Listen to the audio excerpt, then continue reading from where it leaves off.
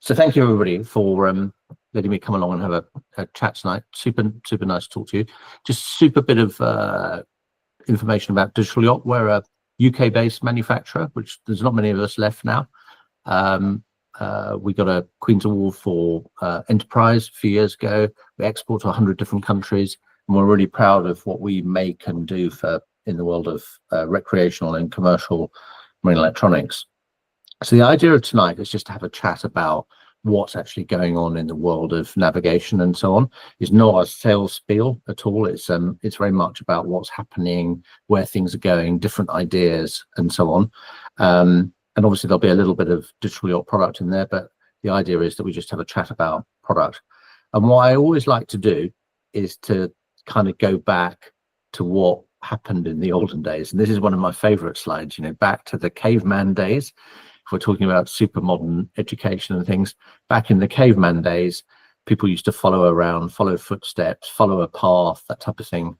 But of course, when they got to the water, they were kind of stuck because there were no more footprints to follow, and they were done for. And then actually, it wasn't until the year of 1400 that a compass was introduced, which is amazing, really. It took ages and ages for people to discover compasses, and then it was another 300 years before ship's logs arrived and sextants. So that was like 1700, so another 300 years. And then if we jump forward another 360 years, we get to 1964, which is when the US first launched a satellite navigation system. There was something called Transit, which was it gave you a fix like every 3 or 4 hours in the ocean, and then you had to do dead reckoning after that. But it was amazing in its time, and people found that amazing. Then jump forward another 30 years, so we've moved from 300 years to 30 years, and we get to GPS. And of course, in the UK we had things called Decca, and in the US they had Loran. But GPS came on board back in 1994. Start of the Gulf War. It gave very accurate position fixes, and only worked for a few hours a day, but everybody was like absolutely amazed by the whole thing. And on the left there, you see one of the first GPS navigators, a product made by Magellan in the US. I remember it cost £2,000 back then, so it's probably like £10,000 today. And that was a GPS, and everybody was amazed. Ran on some batteries, gave you a fix. So actually, we've kind of accelerated from 300 years or 1,000 years into 30 years and seen this like massive change. So I think what we want to talk about now is where we're at in 2025 and where we're heading. So let's take a look. First up, I think the GPS positioning on a boat is like the key navigational fundamental. If we know where we are on a chart, we can see where we are. That's like absolutely needed for navigation. And we've kind of got spoiled in the last 20 years with GPS being available on everything from phones to multifunction displays and so on. We've got a choice of navigation systems now. So it's not just GPS, which was funded by the American Department of Defense. We also have GLONASS, which is funded by the Russians, maybe not so reliable at the moment. We have Galileo, funded by the EU. And we also have Beidou, which is funded by the Chinese. And all of those satellite constellations basically will be working behind the scenes in your GPS navigation product to produce a fix. As a company, we produced a product called QuadNav last year, which took into account all those different constellations and calculated a fix, which allowed it to be more accurate than just a traditional GPS receiver. But actually, there's lots of things happening. You've probably heard about aeroplanes that can't land in Finland at the moment because of spoofing going on from the Russians, and lots of other problems. I've certainly experienced being next to places where GPS just drops out or GNSS just drops out. And I think we've all become so reliant on positioning that we need to think about what we're going to do going forward. So from a Digital Yacht perspective, what we're coming up with is a new product which uses two frequencies. The Americans have recently added an extra set of frequencies to GPS, which makes it more difficult to spoof. So traditionally, we used to use frequencies called L1. Now there's these new frequencies called L5. And very few devices at the moment use those new frequencies. There's literally just a handful of products in the world that do that, but it's coming online fast. And by using those two different frequencies, you can avoid spoofing issues, interference issues, and so on. And those two frequencies are also used by other satellite systems like Galileo, Beidou, and there's also an Indian satellite system called NAV-IC, which operates over the Indian Ocean at the moment, but will go global. So we've now got a choice of these 4 or 5 different satellite networks capable of giving us super accurate position fixes. And I see a change coming going forward where we'll want highly accurate L1, L5, what we call GNSS, position fixing receivers, which are now being used a lot in aviation, but will also come into being in maritime, because positioning is like super important going forward. So what we're looking at now is a product called OneFix. It's one of our new products, not out yet, it's coming shortly. And this will be an L1, L5 positioning receiver, not super expensive, around £300, works with any system, integrates with all the different NMEA networks, which we'll talk about in a sec. Has wireless as well for iPads and tablets, which are becoming super popular for navigation, can record tracks and export them. So kind of a new generation of position fixing. So I think what we've done is take something that we've taken for granted, like GPS that's in every device, and then come up with some exciting new stuff, which is going to be more accurate and so on for the future. The other big step change in navigation is AIS. So we got involved with AIS 10, 12 years ago. I'm sure most of you are familiar with AIS, but basically it's a system that sends position data from one boat to another using VHF frequencies. It's not sent through your VHF radio, but the AIS on board your boat has those details. Every commercial boat over 300 tons has to carry an AIS transponder sending its position all the time. So you can always see, if you look on marine traffic and so on, you can see positions of boats all around the world. Sorry, let me just get rid of that. So sorry. And I think AIS has really made a step change in navigation. You can identify boats, you can see where your friends are. Unlike radar, it gives you a very clear indication over an electronic map. You have the ability to see around corners as well, identify targets. So we see AIS as being increasingly important going forward, and more people installing AIS on boats and using AIS in terms of general navigation. Next thing I'd like to talk about is how things interface on board boats. And it's worth having a little look at the history of how everything fitted together. So 20 years ago, there was something called NMEA 0183. NMEA stands for National Marine Electronics Association. It's the kind of industry body that dictates how products talk to each other. And the idea was that you could get a GPS to talk to a chart plotter, or a fish finder to talk to an instrument, and so on. And that was developed over the last 20 years using a very simple protocol. Now, everything in the last 10 years has moved to something called NMEA 2000. Like everything with marine, it was a bit behind the times. It was designed to be in 2000. It didn't really impact the whole world until about 2010, but now it's well and truly invested in the marine electronics industry, and items can basically connect into what we call a backbone, which you'll see here. It's like a simple it is like a backbone. Let things tee off the backbone to connect. So it means your plotter could talk to an autopilot, your GPS can talk to instruments, your wind data can be shared across the system. And it's also manufacturer agnostic as well. So you can share stuff around the network regardless of what brand product you've got. And that's something that Digital Yacht have really embraced.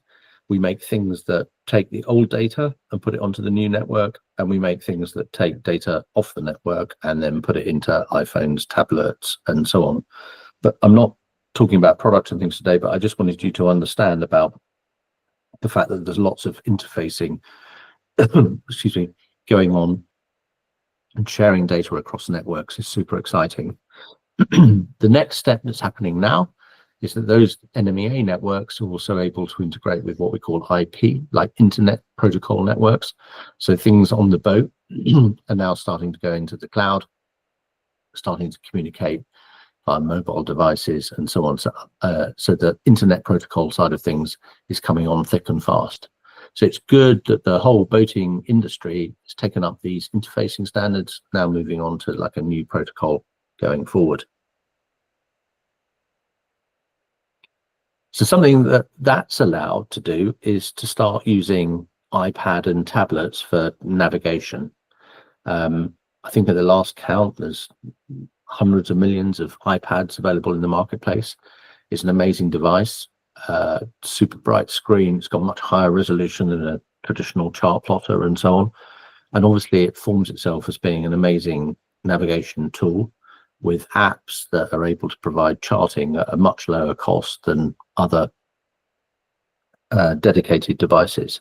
So Digital Yacht make devices that take boat data like AIS, GPS, instrument data, and pop that into an iPad seamlessly. So you literally just connect up your iPad when you're on board the boat, and you'll see there's pictures where data can come across, or you can see your position on a electronic chart and so on.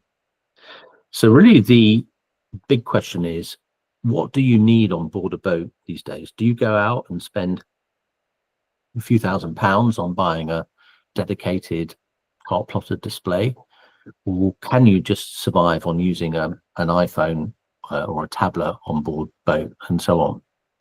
So I think that when you look at that, you look at the cost of a chart plotter, a dedicated chart plotter. It can range from a few £100s. But the moment you start adding a big screen, like a 12-inch screen, you're into a few £1,000s. So there's a big jump in terms of price and screen size, regardless of whether you buy a Garmin or a Raymarine or a Navico or a B&G, whatever you buy. Those devices are quite expensive. And do they do much more than an app can do on an iPad? The genuine answer is no, they don't. But the one advantage they do have is that they're waterproof, they're quite tough, you can see them in sunlight, you can probably add other functionality into it, it's built into the boat all the time. But what we see is more and more people using iPhones, tablets, iPads on board a boat for general navigation. And maybe if it's not the primary navigation, like the one that's at the helm, they use something down below, or vice versa. You've got a tablet that uses the chart table, but you have a chart plotter at the helm and so on. So I think going forward, a mix of product is something that's quite interesting. And I don't think you should reject the idea of using tablets and so on for navigation. You get a bigger selection of charts. When you navigate to France, you can start using some of the French charts that aren't necessarily available on your Garmin or your Raymarine product, but yet are available on the iPhone or iPad. So you can take advantage of the very latest Schom charts from France. Same if you're going to Germany, same if you're going to Holland, all those things, much cheaper charts, better updated and so on. So all quite exciting there. So we love the idea of tablet navigation. We make devices that allow data from your boat to get onto the tablet so that your GPS, AIS and instruments and so on can be used. In terms of apps, there's literally hundreds to choose from. There's instrumentation apps, there's charting apps, there's apps for racing, if you're interested in racing with time to ley line and true wind angle, true wind speed calculations. Some apps to look at. Navionics is obviously amazing and lots of people use it. It's the most popular, but there's also lots of other. Aqua Maps is super nice. TZ iBoat, I really like now. They've just updated all their charts. That's incredible. Navlink is another one. So there's a ton of different apps there that you can use. And the beauty of apps is that they cost a few pounds as opposed to a few £1,000s for a chart plotter. So I think that's something that's exciting going forward. The other thing that can happen is you can start to integrate Bluetooth sensors into your boat system. There's lots of things going on in the consumer world with little low-cost sensors, which traditionally would have cost a lot of money for a boating system.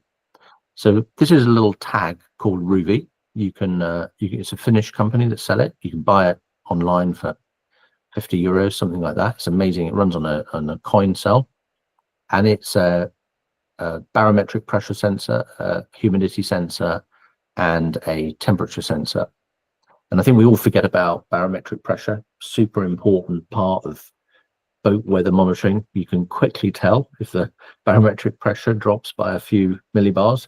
You know that you've got a problem coming along in terms of weather, and we all forget about that these days. But actually, it's a given. And if more people took notice of that, there'd be a lot less disasters and things that went on. It's a nature's fundamental. So this little sensor you can dot around the boat if you want to monitor multiple areas for temperature and so on.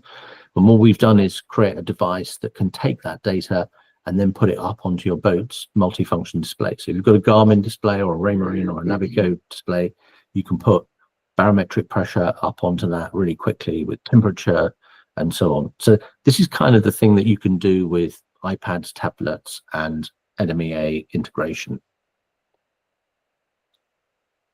The other thing you can start doing is you can start crowdsourcing data with iPads or tablets.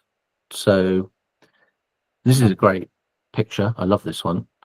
And I think when people look at it, they think, oh yeah, this definitely wasn't on the chart. But we've all seen that happen before. And the reality of it is lots of charts aren't up to date.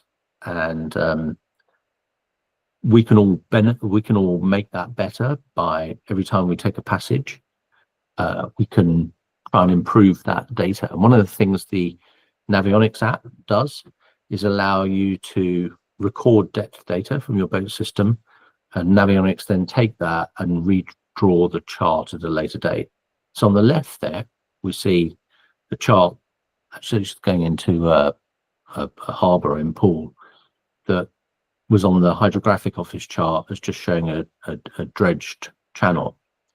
We then took a little workboat, we drove it around, as you can see in the middle shot, and that data was then uploaded to Navionics. This goes back some time now, and then within a month or so, Navionics had updated the chart to show a redrawn area of what's going on, and that's available for everybody using Navionics today. So if you integrate Navionics with a depth system on your boat, that data can be uploaded to them. Navionics is now part of Garmin, and that chart gets redrawn for the benefit of everybody. So another super interesting thing that we can start doing with technology now. There's also another American app that's just launched called Ditch, which is very interesting. What they do is they look at AIS traffic profiles. So they see where people go in and out of the harbour or in and out of a marina, use the AIS transmissions, and then create what's an ideal route going into or out of a harbour. So I think this is all exciting stuff, how we're sharing data and allowing people to do different forms of navigation from before. It's a bit like the old caveman used to like follow in the footprints and things. Now we're able to put an AIS footprint up on a chart, and then people can follow that. The other thing is about alerts on a boat and alarms. When you're traveling along and you hear a beep, beep, beep, beep, beep, beep on your echo sounder or your device, whatever is on the boat, you don't really know what it's for. You don't really know what alert is important. There's no priority. On a car dash now, you get like a little screen that pops up and tells you what's going on. So we see alerting and monitoring as becoming something that's super important. And we produced a device called Nav Alert, which connects to your boat system and allows you to set an alert for any particular parameter on the boat's data network. So if you've got a big boat network, it could be depth, it could be wind, it could be an AIS collision alert. But equally, if you've got engines and generators and electrical things connected into the boat's network, you can set things like battery voltage, charge current, as the shore power got disconnected, all those other things. And that creates an alert and pops it up onto a multifunction display telling you what the alert is. Also creates an audible alert and can even send you an SMS message to your phone. So it's great for like remote monitoring and so on. So we think alerting and monitoring is going to be super important for the future and something that's exciting and something to think about. It will make navigation safer, easier, if we can see exactly what's going on and set parameters for what we want. Next thing is internet connectivity. The internet's brought a lot to us, obviously, not just for watching Netflix and things on board boats, but for email, web. During the pandemic, people were super interested in working from boat, but that carries on today. Lots of people want to work from their boat whilst they're enjoying their boating experience. Weather, obviously, email, all those different things. So the internet on board boats now has become increasingly important.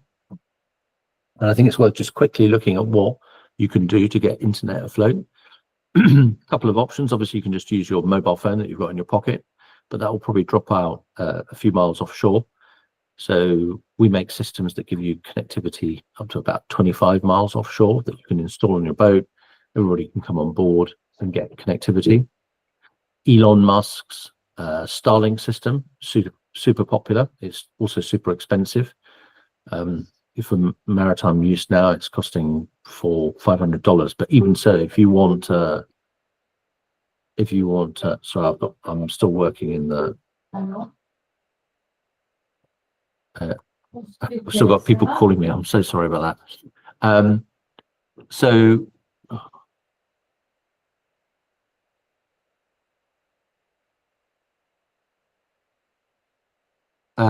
Sorry, let me carry on. So Starlink is very interesting. Lots of people super interested in it. And if you're doing ocean sailing, it's amazing. But it's not the answer really for coastal type internet. So if you're literally sailing across the channel 25 miles offshore, 4G, 5G still remains the most popular option for connectivity on board. But once you've got connectivity, all those things can come there: entertainment, weather, email, alerts, and also uploading data into the cloud. And this is something that we've just introduced this year. We've got a cloud platform. So that's taking your boat data and putting it up into the Internet of Things cloud. We've partnered up with a US company called VM, who are super smart on the Internet of Things thing for industry, but they're also heavily into maritime as well. And basically you can now easily put all your data up into the cloud for all sorts of things. Historical analysis, so you can look at trends. You could look at, did my engine temperature increase over a period of time? And if you see gradual increases, that probably indicates there's an impeller problem and so on. Did my boat ever go into water less than 6 feet deep? Might be interesting if you're renting your boat and running a charter business. But there's a ton of stuff you can do in terms of historical analysis, but also for monitoring. You can see where your boat is, what it's doing, and so on. And we see this whole cloud connectivity type of thing really becoming quite exciting for the future. And then, of course, it's bi-directional as well. So you can send data back to your boat. So you control things. You can switch things on and off. And then you can add some AI functionality. So you can ask AI to look at what things are going on in your boat and come up with an idea. So cloud is where we see lots of changes and things happening going forward. But finally, and this is one of my favorite shots, I grew up with all these instruments. On the left there's an old flashing echo sounder. In the middle, there's a log, which was from 50 years ago or something, in the traditional compass, and then a C voice VHF radio, which I remember with crystals inside that you had to change the crystals for different frequencies. So actually we're still using a lot of these things, and actually they've done this really well for the last 50 years. But I hope that's given you just a little idea of where we see some of the technology changing and the things that are going on. So that's all I've got to say for tonight. I'm very happy to answer any questions anybody's got, and maybe we can go from there. Nick, thank you very much indeed. That was fantastic. Let's stick our hands together and just to say thank you, albeit muted most of us. We've got any questions? Andrew Reeve. Andrew, you've raised a hand. Would you like to switch your mic on and fire away? Yes, sorry, I pressed the wrong button.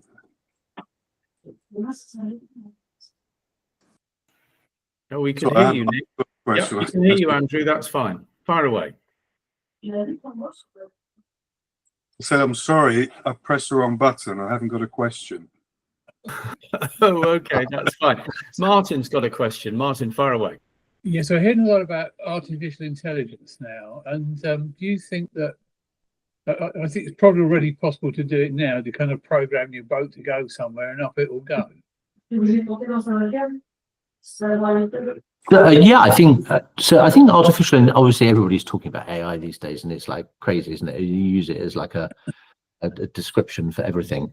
But you know, artificial intelligence is things like Garmin's auto routing program, or many of the other chart plotted programs where you can say, I'm starting from here into there, and my boat's got a 6-foot draft, and I don't want to go into any water less than 10 feet, and it can draw a map or a chart for you as to where you should go.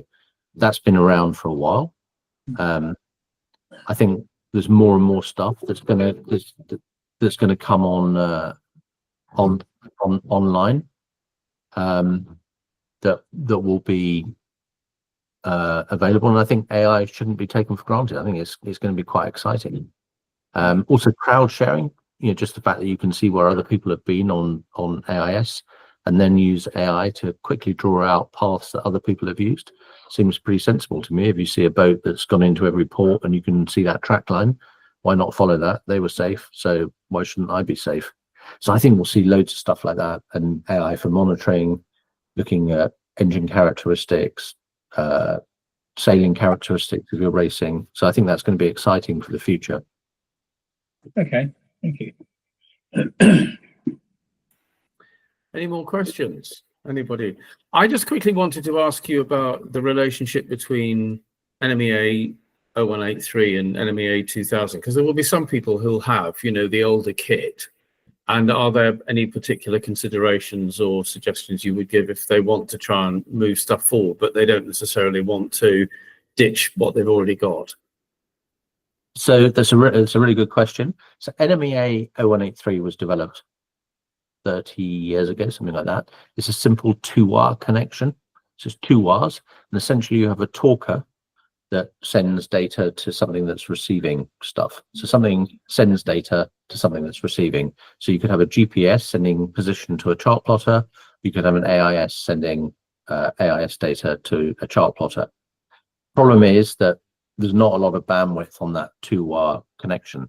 It actually started off in the early days just sending GPS data at a baud rate of 4,800 baud. So it's like 4.8 kilobits a second. It's like super slow, and it finally moved to something at 38.4 kilobits a second for AIS data and things. Still used massively in the commercial industry, and it allows one device to talk to another. Then NMEA 2000 got introduced. That was a system where you could have up to 50 devices all running on a CAN bus network, which is an automotive type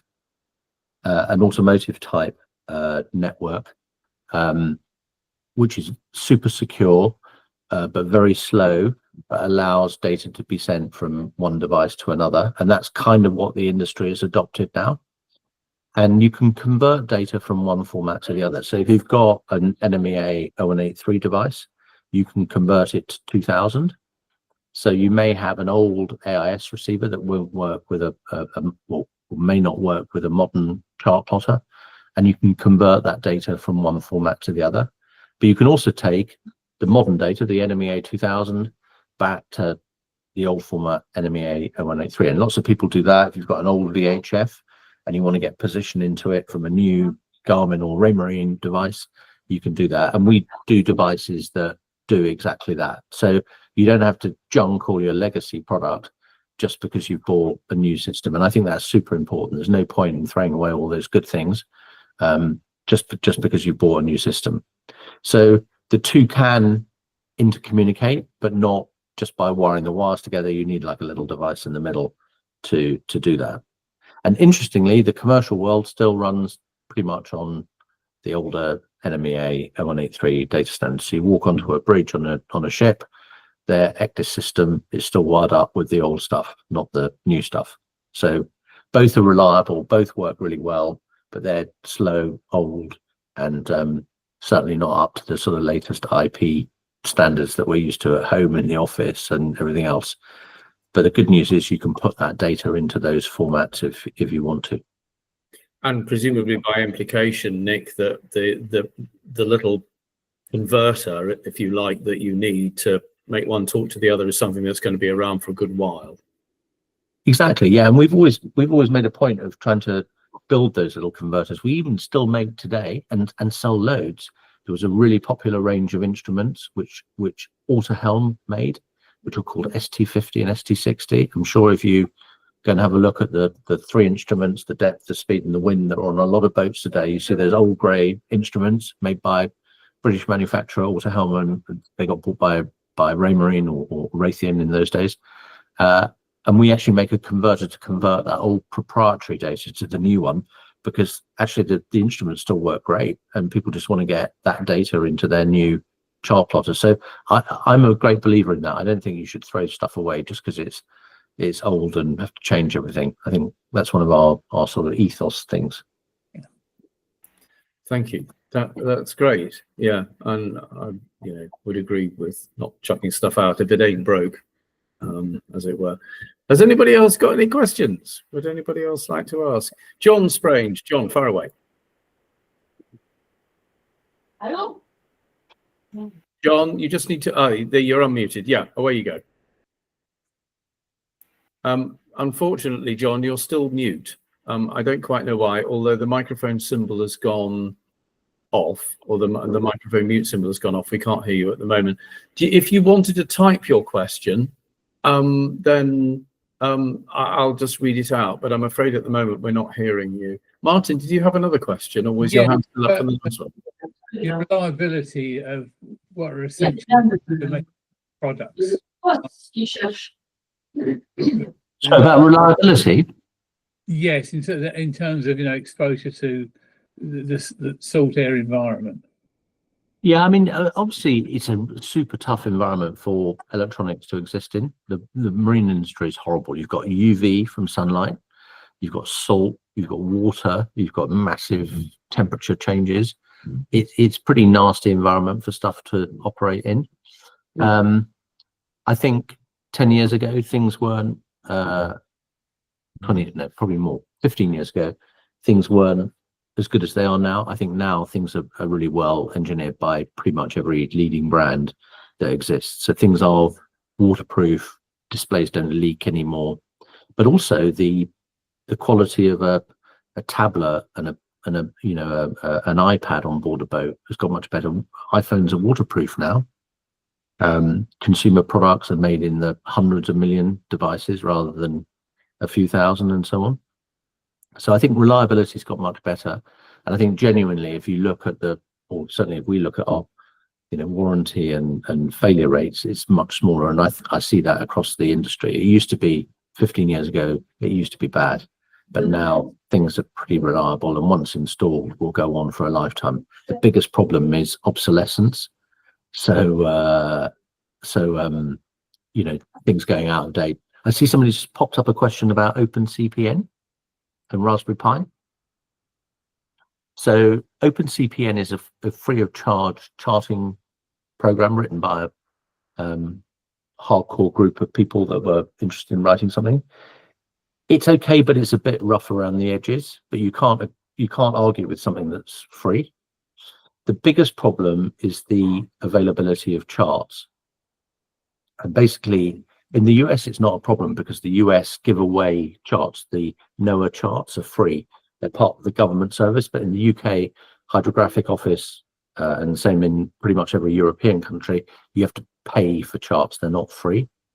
So OpenCPN used some pirated, what's called CM93, which is an old commercial standard charts around Europe. It wasn't them that used it, but they created an ability for them to use it.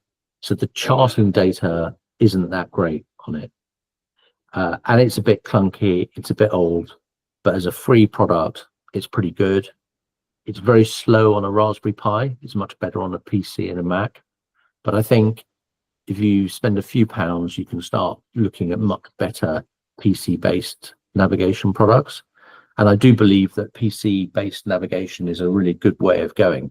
So if you've got a laptop, Windows laptop, you can buy products like Time Zero, which is a very popular program that is actually a lot more powerful than buying a chart plotter. I think the software costs around $400, so it's not super cheap, but it's a lot better than spending $4,000 on a multifunction display, and you've turned your 15-inch laptop into something that's super powerful with weather routing, AIS overlays, all sorts of exciting stuff. So yeah, I really like all that PC-based navigation, iPad navigation, Raspberry Pis to run stuff. I think that's great and really keen to get going on it. And I think that's something that we should embrace for the future.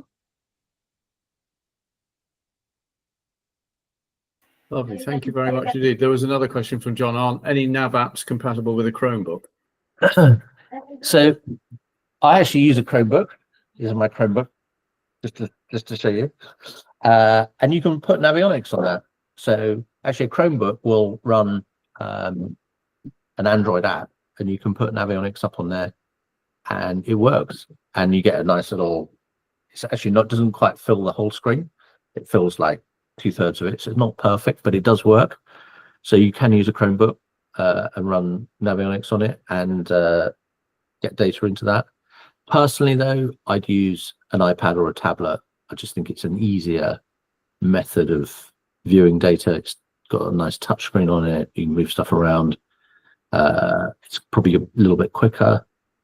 And there's more apps available for the iOS and Android platform that you can just run on a Chromebook and so on. That's my thoughts. That's lovely. Thank you very much indeed, Nick. Anybody else with any more questions? No, Not at all. Thank you. That's been fascinating. It's pizza time, so I've got to go. That's lovely. Well, you've given us a really interesting insight, Nick. Thank you very much indeed for your time.